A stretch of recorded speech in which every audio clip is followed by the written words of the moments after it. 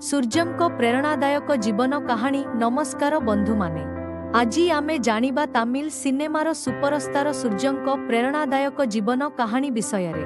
सूर्यंको प्रकृत नाम सरबनन शिवकुमार। से जुलाई मसीहारे चेन्नई रे जन्मग्रहण करिथिले।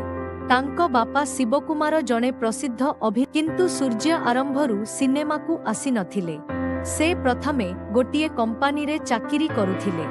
परे निज आरंभरे तांकर अनेक फिल्म सफल होई नथिला, किंतु से केबे हार मानि नथिले। निज अभिनय को दिनकु दिन उन्नत करिबाकु परिश्रम करिथिले।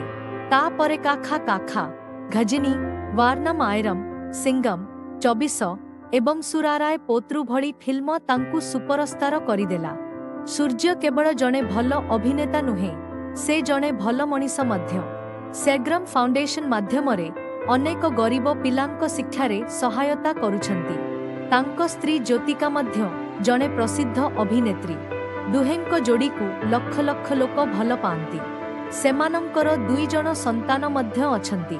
सूर्यंको सरल व्यवहार, परिश्रम एवं लोकंको प्रति भल पाइबा पाई से आजि मध्य कोटि कोटि हृदय रे राज करुछंती।